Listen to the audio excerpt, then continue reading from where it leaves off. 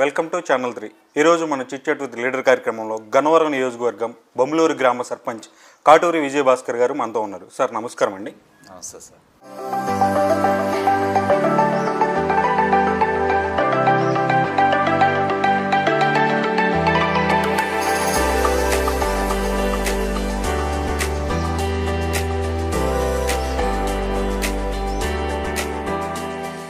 Sir చెప్పండి, ముందుగా మీ రాజకీయాల్లోకి ఎలా వచ్చారు? రాజకీయ బ్యాక్గ్రౌండ్ ఏమైనా ఉందా? నేను 2018 వరకు హైదరాబాద్లో ఉన్నానండి. హైదరాబాద్లో నాది అబ్రాడ్ ఎడ్యుకేషన్ కన్సల్టెన్సీ బిజినెస్ ఉంది బంజారా హిల్స్లో. ఓకే. తర్వాత ఫ్రీ టైంలో మూవీస్లో యాక్ట్ చేస్తూ ఉంటాను. మూవీస్ సీరియల్స్లో అట్లా యాక్ట్ చేస్తూ హైదరాబాద్లోనే ఉండేవాడిని. 15 years వరకు యాక్టర్గా చేశాను. మూవీస్లో సీరియల్స్లో కూడా చేశాను. తర్వాత 2018లో నేను ఓన్గా మూవీ స్టార్ట్ చేద్దాం అనేసి కొంతమంది ఆర్టిస్టులను సెలెక్ట్ చేసుకుని లొకేషన్లు చూడడానికి అని చెప్పేసి నేను డైరెక్టర్గా ప్రొడ్యూసర్గా డైరెక్టర్గా ఆర్టిస్ట్గా దానిలో రోల్ కూడా వేయడానికి లొకేషన్స్ అవి చూద్దామని చెప్పేసి నేను విజయవాడ సరౌండింగ్ నాకు తెలిసిన ప్లేస్లో కాబట్టి నేను ఇటు వచ్చాను. అదే రోజు నాన్నగారు స్ట్రోక్ వచ్చిందని చెప్పేసి నాకు ఇన్ఫర్మేషన్ వచ్చింది. అన్నయ్య ఫోన్ చేసి చెప్పారు. ఇక ఆ టైంలో నేను హోటల్ రూము వెకేట్ చేసి హాస్పిటల్కి రావడం, ఇట్లా నాన్నగారు 1 week హాస్పిటల్లో ఉండి కొద్దిగా సిక్ అయ్యి చనిపోవడం జరిగింది. ఆ చనిపోవడంతో నేను ఇక్కడే ఉండి ఆ ఫార్మాలిటీస్ అన్ని ఫినిష్ చేసుకునే లోపు మళ్ళీ మా బ్రదరు సిక్ అయ్యారు. మా బ్రదరు సిక్ అవ్వడంతో మళ్ళీ తనని ట్రీట్మెంట్ మంచి చెడు అవన్నీ చూసుకుంటూ చేసుకునే లోపు తను ఎక్స్పైర్ అయ్యారు. వితిన్ ద 1 yearలో ఎక్స్పైర్ అవ్వడం. ఈ లోపు కోవిడ్ రావడం జరిగిందండి. కోవిడ్ రావడంతో నేను ఇంకా బ్యాక్ టు హైదరాబాద్ వెళ్ళలేకపోయాను, బ్యాక్ అవ్వలేకపోయా. ఆ కోవిడ్ టైంలో ఏంటంటే నేను ఇక్కడే ఉంటూ, మాది ఆల్రెడీ మెడికల్ బ్యాక్గ్రౌండ్. నాన్నగారు మెడికల్ ప్రాక్టీస్ చేసేవాళ్ళు, అన్నయ్య మెడికల్ ప్రాక్టీస్ చేసేవాళ్ళు. దాన్ని నేను కూడా హైదరాబాద్ వెళ్ళక ముందు 10 years విజయవాడలో మెడికల్ ఫీల్డ్లోనే వర్క్ చేశానండి. సో దానివల్ల ఏంటంటే ఆ కోవిడ్ టైంలో కంప్లీట్గా లాక్డౌన్ పెట్టడం వల్ల సీనియర్ సిటిజన్స్, పిల్లలు ఎవరు సపోర్ట్ లేని వాళ్ళకి ఎలాగే ఏంటి అని ఆలోచించేలోపు సరే మన వంతు సహాయం మనం ఏదో చేద్దాము అనుకొని ఆ టైంలో వెజిటేబుల్స్, రైస్, ఉప్పు, పప్పు అట్లా కొంచెం డిస్ట్రిబ్యూట్ చేయడం జరిగిందండి. డిస్ట్రిబ్యూషన్ చేసిన తర్వాత ఈలోపు ఎలక్షన్ కోడ్ వచ్చిందండి. ఎలక్షన్ కోడ్ రావడంతో నాన్నగారు అప్పటి వరకు వైఎస్ఆర్సీపీ కన్వీనర్గా ఉన్నారు, పార్టీలో కన్వీనర్గా వర్క్ చేశారు. సో ఆయన రాజకీయ అనుభవం కానీ గతంలో మా అమ్మగారు 2006లో పంచాయతీగా పోటీ చేసి సర్పంచ్గా పోటీ చేసి కొంచెం తేడాలో పోయారు. ఏ పార్టీ తరపున పోటీ చేశారు? ఇండిపెండెంట్. సర్పంచ్ అంటే ఇండిపెండెంటే. అయితే ఇప్పుడు మాకు వైఎస్ఆర్సీపీ ముద్ర ఎలా అంటే నాన్నగారు వైఎస్ఆర్సీపీ కన్వీనర్, మేము స్టార్టింగ్ నుంచి కాంగ్రెస్, తర్వాత వైసీపీలోకి రావడం, అదే జెండా పట్టుకోవడం, డాక్టర్ దుట్ట రామచంద్ర గారు సపోర్ట్తో మేము వర్క్ చేయడం అది జరిగింది స్టార్టింగ్. తర్వాత ఎర్లగడ్డ వెంకటరావు గారు వచ్చారు. అట్లాగా సరే నాన్నగారు పోయారు. నాన్నగారి డ్రీమ్ కూడా అమ్మని సర్పంచ్ చేయాలని, ఆ టైంలో ఫీమేల్ రిజర్వేషన్ రావడం వల్ల చేయాలని, అది తీరలేదు. కనీసం ఈసారన్నా మనం ట్రై చేద్దాము అని అప్పుడు మనం ఎలక్షన్ మోటివ్లోకి మేము దిగామండి. దిగిన తర్వాత నామినేషన్ వేయడం, తర్వాత క్యాన్వసింగ్ చేయడం, సర్పంచ్గా గెలవడం అది జరిగింది. అయితే ఇక్కడ మాకున్న ఇబ్బందులు ఏం జరిగినాయి అంటే, వైఎస్ఆర్సీపీ పార్టీలోకి డాక్టర్ వల్లభనేని వంశీమోహన్ గారు టీడీపీ నుంచి వచ్చి పాత వైఎస్ఆర్సీపీ వాళ్ళందరికీ ఎగెనిస్ట్గా వాళ్ళ మనుషులని, అసలు ఏ రోజు కూడా జెండా పట్టుకోని వ్యక్తులకి మా మీద పోటీగా నిలబెట్టించారు. ఏదేమైనా ప్రజలు మాత్రం ఎవరు సిన్సియర్గా వర్క్ చేస్తారు, ఎవరు మంచివాళ్ళు, ఎవరు ఏంటని వాళ్ళు తీర్పిచ్చారు. నలుగురిలో నేను ఒకటిగా పోటీ చేశాను. 294 మెజార్టీతో నేను గెలిచానండి. ఓకే సార్, మీ నాన్నగారు వైఎస్ఆర్సీపీ కన్వీనర్ అన్నారు, తర్వాత మీరు కూడా వైఎస్ఆర్సీపీ పార్టీ తరఫున సర్పంచ్గా పోటీ చేశారు. ఇక్కడ కానీ ఎక్కడ చూసినా మీ గ్రామంలో టీడీపీ జెండాలే కనిపిస్తున్నాయి. అలా జరగడానికి ఏదైనా బలమైన కారణం ఏదైనా ఉందంటారా? ఉందండి, చాలా పెద్ద కారణమే ఉంది. యాక్చువల్గా మేము వైఎస్ఆర్సీపీ కన్వీనర్గా నాన్నగారు ఉన్నప్పుడు డాక్టర్ దుట్ట రామచంద్ర గారు మా నియోజకవర్గంలో ఫస్ట్ టైం ఆయన పోటీ చేశారు వైఎస్ఆర్సీపీ పార్టీ. అంతకుముందు అందరం కాంగ్రెస్సే. ఓకే. అయితే ఆయన కొంచెంలో పోయింది. తర్వాత డాక్టర్ దుట్ట రామచంద్ర గారి వ్యక్తిగత కారణాల వల్ల రెండోసారి పోటీ చేయడానికి ఆయన కుదరలేదు. అప్పుడు ఎర్లగడ్డ వెంకటరావు అనే వ్యక్తిని ఎన్ఆర్ఐ ఆయన్ని తీసుకొచ్చారు సీఎం గారు. సరే మేము పార్టీని నమ్ముకుని ఉన్నాం కాబట్టి ఎవరైతే ఏమైందని చెప్పేసి మేము ఎర్లగడ్డ వెంకటరావు గారికి వర్క్ చేసాము. ఆయనతో పాటు కష్టపడి తిరిగాము. ఆయన కూడా మాతో ఒక కుటుంబ సభ్యుడిగా ఎన్ఆర్ఐ అనే ఫీలింగ్ ఎక్కడ చూపించకుండా ఒక కుటుంబ సభ్యుడిగా తిరిగారు, కష్టపడ్డారు. ప్రతి గ్రామంలోనూ పాదయాత్ర చేసి నియోజకవర్గం మొత్తం తిరిగారు. అత్యధిక ఎక్కువ తిరిగిన వ్యక్తుల్లో కూడా ఆయన ఒకళ్ళు. అట్లాంటి వ్యక్తితో పాటు మేము ప్రయాణం కొనసాగించాం. అయితే ఆయన్ని కారణాలు ఏమైనా ఉండొచ్చు, అది హై స్థాయి వేరు కాబట్టి మేము దాని గురించి మాట్లాడకూడదు. అది కారణాలు ఏమన్నా వచ్చు, వెంకటరావు గారిని దూరం పెట్టడం జరిగింది. మాకు కొంచెం బాధేసింది. అంటే పార్టీలోకి తీసుకొచ్చింది హైకమాండే, ఈరోజు మళ్ళీ దూరం పెట్టేది హైకమాండే. ఈలోపు మాకు ఆయనతో బాండింగ్ ఏర్పడటం, ఆయనతో మాకు అటాచ్మెంట్ పెరగటం, దానివల్ల మేము ఆయనకి బాగా ఇదయ్యాం.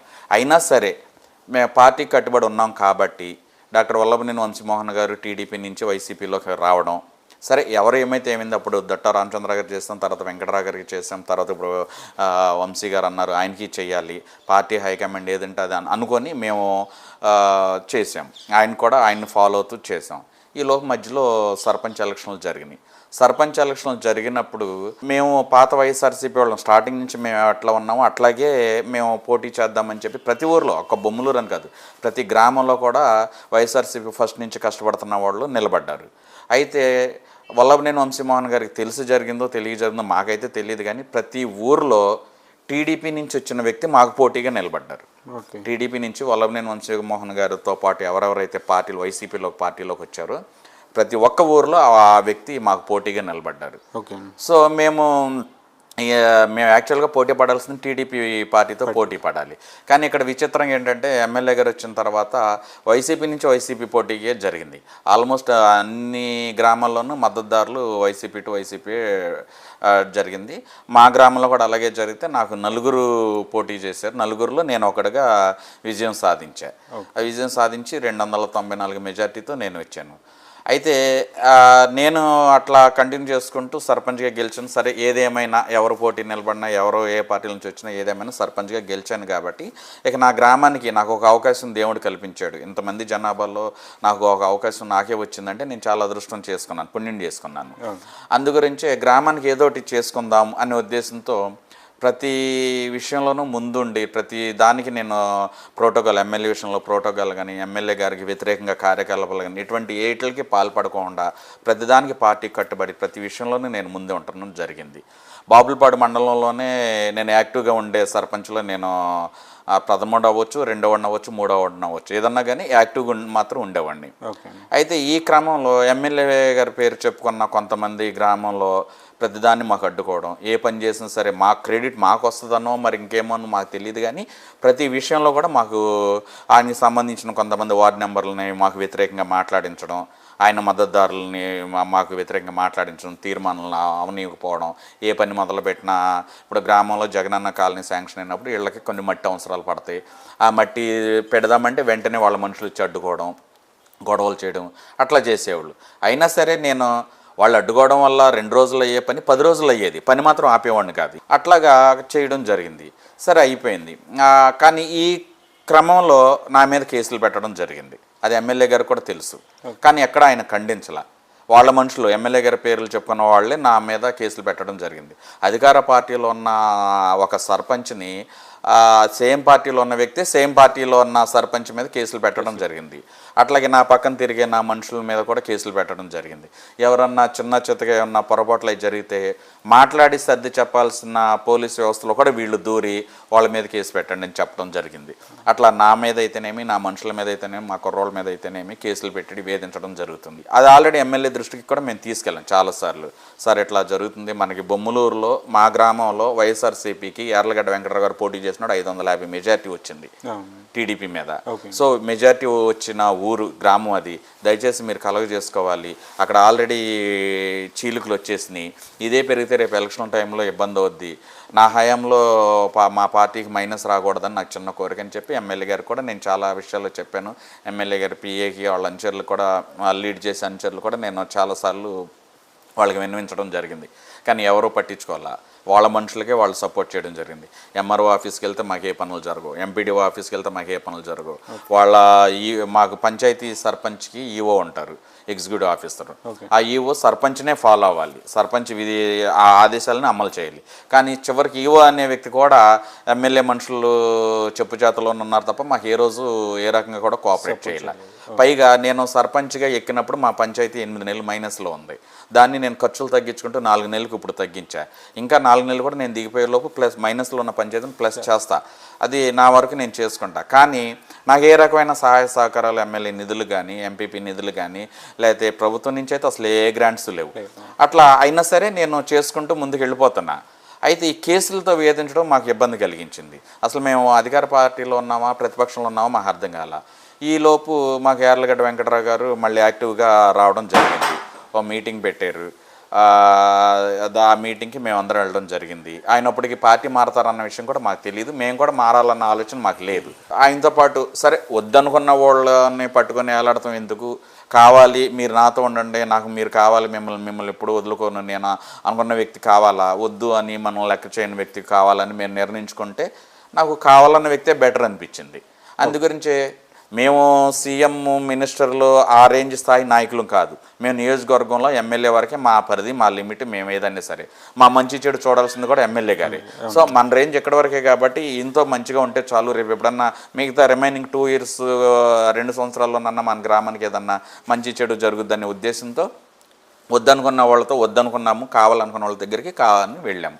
ఆ రకంగా మేము పార్టీ మారేమే తప్ప పార్టీ మీద వ్యతిరేకతతోనో లేకపోతే ఆయన మాకేదన్నా చేయడం, ఆస్థానం చేయడం వాటి వల్ల ఇది కాదు. మానసికంగా మమ్మల్ని చాలా రకాలుగా మా పార్టీలోకి వచ్చి, వైఎస్ఆర్సీపీ పార్టీలోకి వేరే పార్టీ నుంచి వచ్చి మమ్మల్ని మానసికంగా వేధించడం, కేసులు పెట్టడం వల్లనే మేము ఈరోజు వైఎస్ఆర్సీపీ పార్టీని వదిలేసేసి టీడీపీ పార్టీలోకి వెళ్ళడం జరిగింది. అది కూడా యార్లగడ్డ వెంకటరావు గారు అనే వ్యక్తికి అవమానాలు జరిగినాయి, ఇబ్బందులు జరిగినాయి. మా నాయకుడికి ఇబ్బందులు జరిగినాయి కాబట్టి మేము ఎందుకు ఉండాలి, ఆయనకి లేని స్థానం మాకెందుకు ఎక్కడ అనే ఉద్దేశంతో మాకు గుర్తింపు గౌరవం లేని చోట మేము ఎమ్మడలేకపోయాం. ఆ రకంగా మేము పార్టీ మారాల్సి వచ్చింది. మీ పార్టీలోనే వ్యతిరేకత ఫుల్గా కనిపిస్తుంది. అలానే మీరు పార్టీ కూడా మారారు, అది ఆపోజిట్ పార్టీకి. ఇప్పుడు మీ గ్రామంలో ఇలాంటి అభివృద్ధి కార్యక్రమాలని మీరు ఎలా చేయగలిగారు? చెప్పాను కదా, మనకి ఎమ్మెల్యే గారు మా పార్టీలోకి రావడం జరిగిన తర్వాత మాకు ఏ రకమైన గుర్తింపు గౌరవం దక్కట్లేదు. ప్రతిదానిలో వాళ్ళ మనుషులు ఇబ్బంది పెట్టడం ఇది జరిగింది. దానికి మేమేం చేసామంటే, నన్ను గెలిపించిన వ్యక్తులు కొంతమంది ఉన్నారు. కొంతమంది గ్రామంలో ఆల్మోస్ట్ 30% నన్ను గెలిపించారు. మరి వాళ్ళు అరే ఇలాంటి వాడినా మనం గెలిపించుకున్నాము, ఏమి చేతగాని వాడినా అని అనుకోకూడదు కదా. అనుకోకూడదు కాబట్టి నేను మెదలకుండా కూర్చుంటే పనులు ఏదో చెయ్యాలి కదా. అందుగురించి నేనేం చేశాను, ఓకే మనకి ఎప్పుడు కూడా పర్సనల్ లైఫ్లో ఒక డోర్ క్లోజ్ అయిపోతే ఇంకో డోర్ ఓపెన్గా ఉంటుంది. అది మనం వెతుక్కోవాలి, ఏ డోర్ అనేది మనం వెతుక్కోవాలి. అలాగే నేనేం చేశాను, ఓకే నాకు ఇటువైపు నుంచి అవకాశం లేదు, ఇటువైపు నుంచి నాకు ఎటువంటి సహాయ సహకారాలు అందట్లేదు. అలాంటప్పుడు నేను మామూలుగా కూర్చుంటే రేపు నాకు ఓటేసేవాడు ఇబ్బంది పడతాడు, వాడు కాలు ఎగరేసుకోవాలి, మా గట్టోడికి ఓటేసేవారని కాలు ఎగరేసుకున్నాడు తిరగాలి. ఆ ఉద్దేశంతో నేనేం చేశానంటే, మా గ్రామంలో దీపక్ నెక్స్ట్ జెన్ ఫ్యాక్టరీ అని ఒకటి ఉందండి.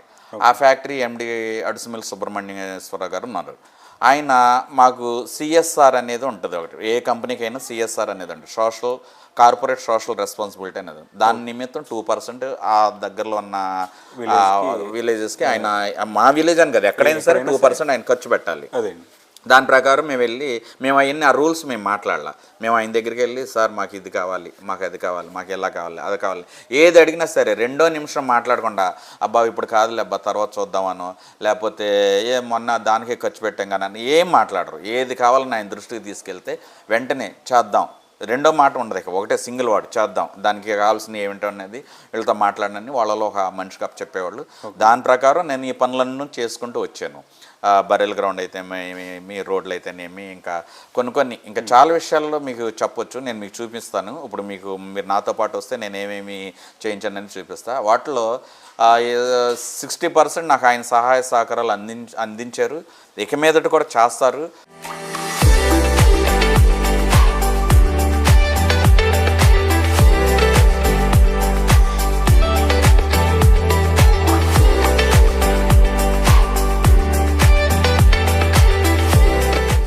సార్ చెప్పండి, ఈ భవనం చూస్తుంటే రీసెంట్గా కట్టిన దానిలా కనిపిస్తుంది, ఇది మీరు చేశారా? కాదండి, ఇది యాక్చువల్గా ఇది ఒక 20-25 ఇయర్స్ బ్యాక్ కన్స్ట్రక్షన్ జరిగింది. కాకపోతే కాలక్రమేణా దీన్ని ఎవరు సరిగ్గా పట్టించుకోకపోవడం, మెయింటెనెన్స్ లేకపోవడం వల్ల ఇది అట్లా మీకు అట్లా అనిపించి ఉంటుంది. అది పాత బిల్డింగ్లా. అయితే మేము వచ్చిన తర్వాత ఏం చేసామంటే, మాకు ప్రభుత్వం నుంచి కానీ ఎమ్మెల్యే దగ్గర నుంచి కానీ ఎటువంటి సహాయ సహకారాలు లేవు నిధుల పరంగా. సో మేమేం చేసామంటే, మాకు ఇక్కడ దగ్గరలో స్పాన్సర్ ఫ్యాక్టరీ నుంచి స్పాన్సర్ ఉండడం వల్ల సిఎస్ఆర్ నిధుల కింద మేము దీన్ని ఏం చేసాము, రెన్యూవేషన్ చేసామండి. ఎందుకంటే చంటి పిల్లలు కదా, ఇక్కడికి వచ్చే స్కూల్లో చదివే వాళ్ళందరూ చంటి పిల్లలు కాబట్టి వాళ్ళకి కొంచెం హైజెనిక్గా ఉండాలి, శానిటైజేషన్ కూడా కొంచెం నీట్గా ఉండాలనే ఉద్దేశంతో దీన్ని మొత్తం పెయింట్ వేయించడం, టైల్స్ వేయించడం, లోపల కూడా కరెంట్ సప్లై, ఫ్యాన్స్ కానీ ఎవ్రీథింగ్ అట్లాంటివి చేయించడం, అట్లా కొంచెం ప్లే స్కూల్ టైప్లో, కార్పొరేట్ ప్లే స్కూల్ టైప్లో అంత రిచ్గా కాకపోయినా ఇంచుమించు దానికి రీచ్ అయ్యామండి.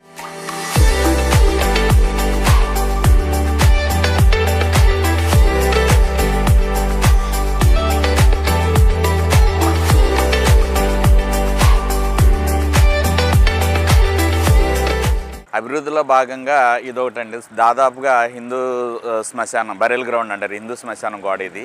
దీనికి దాదాపుగా ఒక 20 లక్షలు ఖర్చు అయింది.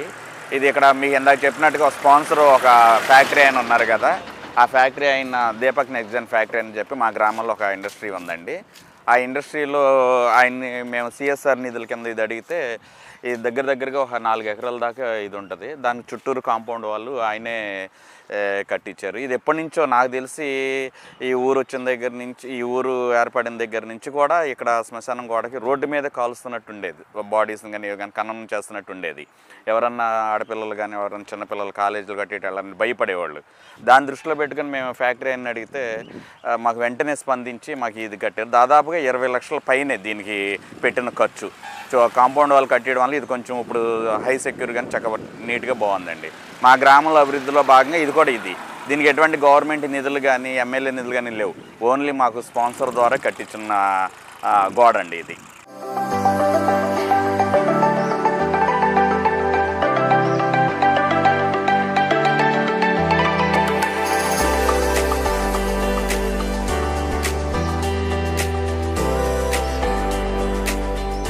ఇది వచ్చేసి రైతు భరోసా కేంద్రం అండి. ఇది కూడా ఏంటంటే ప్రభుత్వ నిర్లక్ష్యం అవ్వచ్చు, లేదంటే ఇంకోటి ఏదైనా కారణాలు ఏమైనా కానీ 2 సంవత్సరాల పైన అవుతుందండి. బిల్స్ తెలీదు, ఏమో తెలీదు. ఇది రైతు భరోసా కేంద్రం, ఇది వచ్చి హాస్పిటల్ అండి. ఈ రెండు కలిపి ఒకళ్ళే చేస్తున్నారు. మామూలుగా అన్నీ బాగుంటాయి, వాటికి అది కంప్లీట్ అయిపోయి ఓపెనింగ్ కూడా అయ్యేది. కానీ టెక్నికల్ ఇష్యూస్ లేకపోతే నిధులు, బడ్జెట్ దేనివల్ల అన్నా కానీ ఇది ప్రస్తుతానికి ఈ కండిషన్లో ఉంది. ఇది వచ్చి హాస్పిటల్, ఇది వచ్చి రైతు భరోసా కేంద్రం అండి.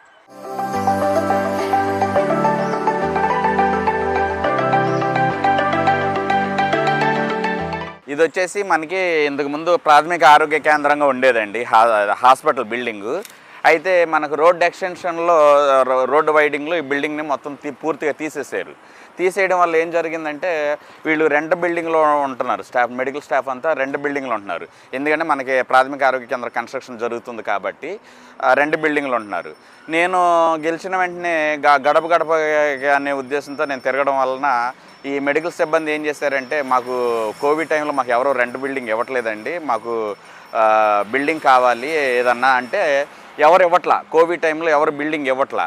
దానివల్ల నేను ఏం చేశాను అంటే, ఉన్న బిల్డింగ్నే బాగు చేసి దాదాపుగా 3 లక్షలు ఖర్చు పెట్టి ఈ బిల్డింగ్ని బాగు చేసి చేయడం వల్ల ఈరోజు ఈ కండిషన్లో ఉన్నది. ఒక బూత్ బంగ్లా, ఒక ఎందుకు పనికిరాని బూత్ బంగ్లా ఈ కండిషన్లో ఉందండి. అయితే అప్పుడు నన్ను విభేదించిన వాళ్ళే ఈరోజు ముక్కు మీద వేలేసుకునేటట్టుగా ప్రభుత్వం జగనన్న పాల వెల్లువ అనే కార్యక్రమం పెడితే దాన్ని కూడా దీనిలోనే ఒక రూమ్ కేటాయించాం, పాల కేంద్రం. ఆ రోజు ఎవరైతే వద్దన్నారో ఈరోజు 2 నడుస్తున్నందుకు చాలా హ్యాపీగా ఫీల్ అయ్యారు. అయితే మీకు ఇంకో ముఖ్య విషయం ఏంటంటే, దీనికి దగ్గర 3 లక్షలు ఖర్చు పెట్టాం. ఈ రోజు వరకు కూడా రూపాయి రానివ్వాల కొంతమంది.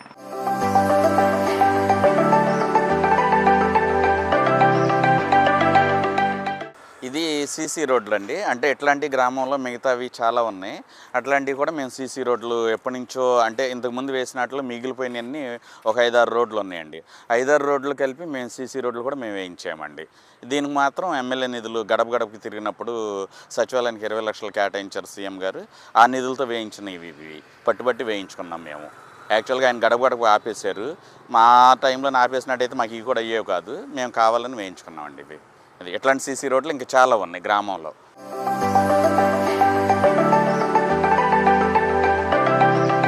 ఇది ఇందాక చెప్పాను కదా సార్, మా గ్రామంలో దీపక్ నెక్స్ట్ జెన్ అనే కంపెనీ, ఈ మ్యాక్సిమం మా గ్రామంలో చాలా వరకు పనులన్నీ ప్రభుత్వం నుంచి కానీ ఎమ్మెల్యే నుంచి కానీ మాకు నిధులు రాకపోతే ఈ కంపెనీ ఎండీ గారిని నడుసుమిల్లి సుబ్రహ్మణ్యం గారిని అడుగుతాం మేము. ఆయన రెండో మాట కాదు అనుకోకుండా వెంటనే చేసి పెడతారు. అట్లాగే ఈ కంపెనీ స్పాన్సర్తోని వాటర్ ప్లాంట్ అండి, నిరంతరం 24 hours 24 గంటలు మినరల్ వాటర్ ఎవరికి కావాలని వచ్చి ఇక్కడికి వచ్చి తీసుకొని వెళ్ళొచ్చండి. ఇది వాళ్ళ స్పాన్సరింగ్తో చేస్తున్న మినరల్ వాటర్ ప్లాంట్ అండి ఇది. దాని తర్వాత అది వచ్చేసి అంగన్వాడీ స్కూల్ అండి. అది ఆ అంగన్వాడీ స్కూల్ కన్స్ట్రక్షన్ జరుగుతుంది. అది మాకు మొత్తం మా గ్రామానికి వచ్చి 3 అంగన్వాడీ స్కూల్స్ అండి. 2 ఏమో మేము రెన్యువేషన్ చేసి డెవలప్ చేసాం, ఒకటేమో కొత్తగా శాంక్షన్ అయింది బిల్డింగ్ కన్స్ట్రక్షన్కి. ఇది ఒకటండి. ఇది ప్రభుత్వ నిధులతోనే ఇది కన్స్ట్రక్షన్ జరుగుతుంది. ఇది గవర్నమెంట్ తరఫున నాడు నేడు కింద ఈ స్కూల్ పెట్టడం జరిగిందండి. మా గ్రామంలో అప్పుడు నాడు నేడు పథకం వచ్చినప్పుడు 3 స్కూల్స్ ఉన్నాయి. 3 స్కూల్స్లో ఈ స్కూల్కి మేము సెలెక్ట్ చేసాము. అంటే ఆ 2 స్కూల్స్ కూడా దీనిలో మర్జ్ అయిపోవడం వల్ల ఈ స్కూల్కి మేము నాడు నేడు కింద పెట్టాము. టోటల్గా చిన్నపిల్లలకి సంబంధించిన కార్పొరేట్ స్టైల్లో వాష్రూమ్స్ కానీ బాత్రూమ్స్ కానీ టైల్స్ ఫ్లోరింగ్ కానీ బెంచెస్ కానీ ఎవ్రీథింగ్ దీనికి కావాల్సిన ఇన్ఫ్రాస్ట్రక్చర్ మొత్తం కూడా మాకు ప్రొవైడ్ చేయడం జరిగింది. స్పాన్సర్షిప్ కింద నాడు నేడు కింద ఈ స్కూల్ని దీన్ని మేము చేయించడం జరిగిందండి.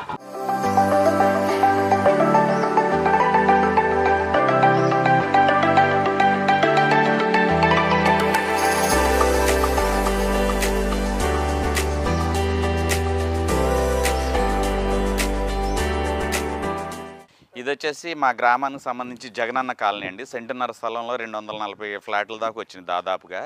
ఆ 240 ఫ్లాట్లో కొన్ని కంప్లీట్ అయిపోయినాయి, కొన్ని ఏమో ఫెసిలిటీస్ వల్లనో దేని వల్లనో కానీ కొన్ని ఆగినాయి.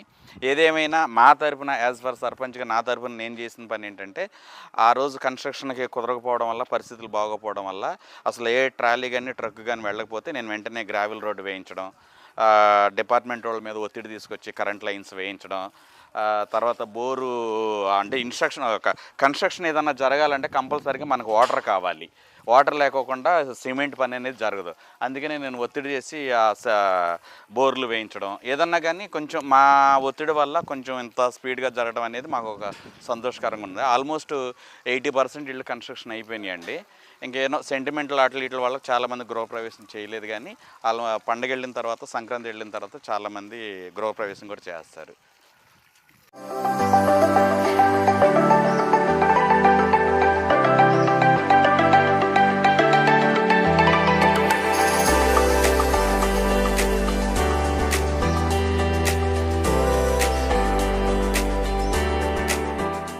నేను ఇవే కాకుండా, ఈ నిర్మాణాలు ఇవే కాకుండా గ్రామంలో ఎవరికైనా ఆరోగ్యం బాగోపోయినా, ఎవరికైనా ఏదైనా ఇబ్బంది అయినా, లేకపోతే ఎవరికైనా ఇల్లు కాలిపోయినా, లేకపోతే ఇంకోళ్ళు ఏదైనా సరే ఆయన దృష్టికి తీసుకెళ్తే వెంటనే చేసి పెడతారు.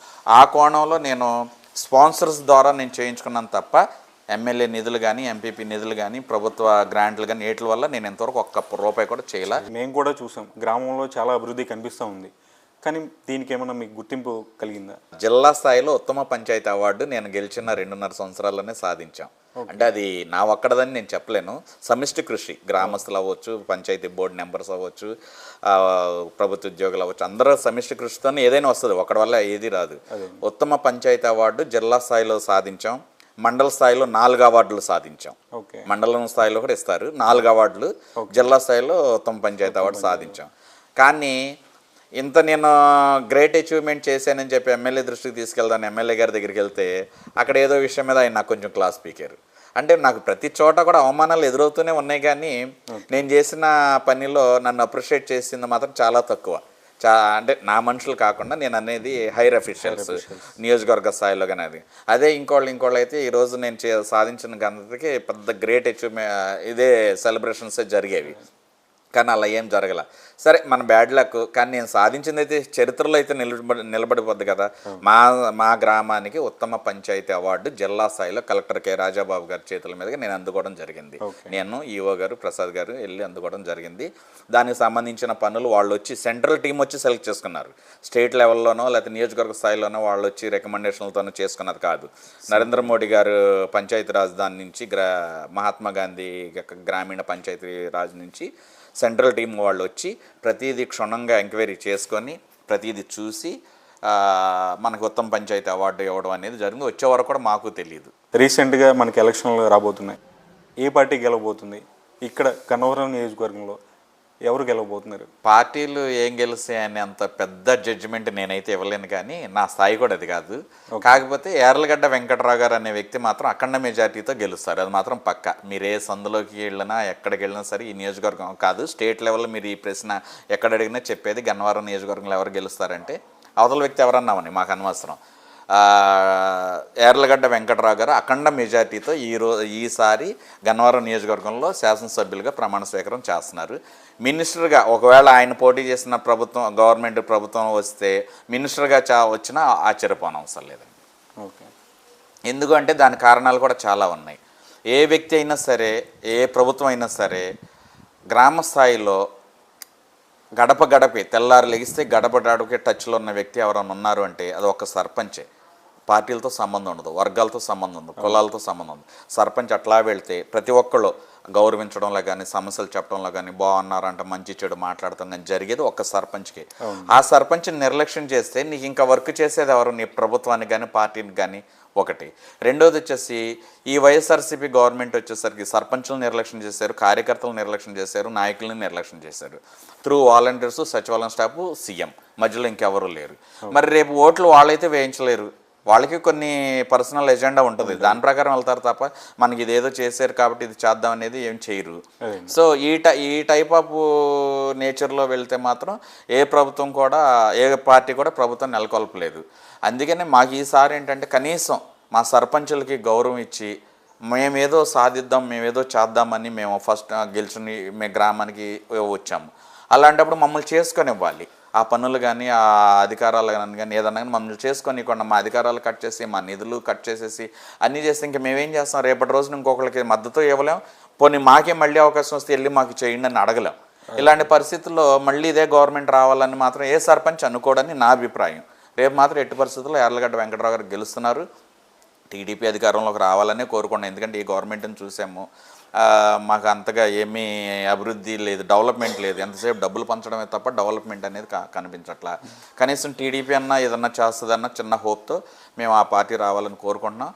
ఏది ఏమైనా యార్లగడ్డ వెంకటరావు గారు మాత్రం అఖండ మెజార్టీతో రేపు శాసనసభలోకి ఆయన అడుగుపెట్టడం పక్కా గ్యారంటీ. చివరిగా మీ గ్రామ ప్రజలకు మీరు ఏదన్నా చెప్పదలు? ఒకటే చెప్తున్నాను, నేను ఆశించిన స్థాయిలో ఈ 3 సంవత్సరాల్లో నేను చేయలేకపోయినా రేపు యార్లగడ్డ వెంకటరావు గారి సహాయ సహకారాలతో డెఫినెట్గా ఇంకా నాకు 2 సంవత్సరాల టైం ఉంది.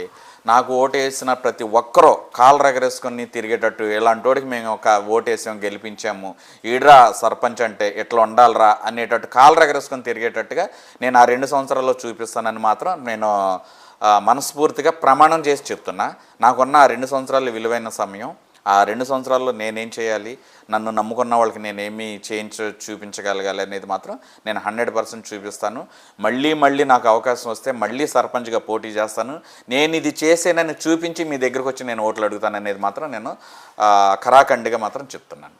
ఓకే సార్, మీరు రాబో కాలంలో ఎలాంటి మరెన్నో ఉన్నత పదవులు అధిరోహించాలని మా ఛానల్ 3 తరపున మనస్ఫూర్తిగా కోరుకుంటూ ధన్యవాదాలు. నమస్తే అండి. మీ ఛానల్ 3 వారు కూడా నన్ను వెతుక్కుంటూ, నేను ఒకడిని ఇక్కడ ఉన్నాను అని వెతుక్కుంటూ వచ్చి మరీ ఇంత ఊరంతా గ్రామం అంతా తిరిగి ఈ ఫుటేజ్ తీయడం కానీ ఇవన్నీ కవర్ చేయడం కానీ చేసి నేను అందరికీ చెప్పలేకపోవచ్చు, కానీ మీ ఛానల్ 3 ద్వారా చాలామందికి ఇది రీచ్ అవ్వచ్చు. సో నేనే మీకు థ్యాంక్ యూ చెప్పాలి. థ్యాంక్ యూ సో మచ్ అండి. మీ టీం, మీకు మీ టీంకి థ్యాంక్ యూ.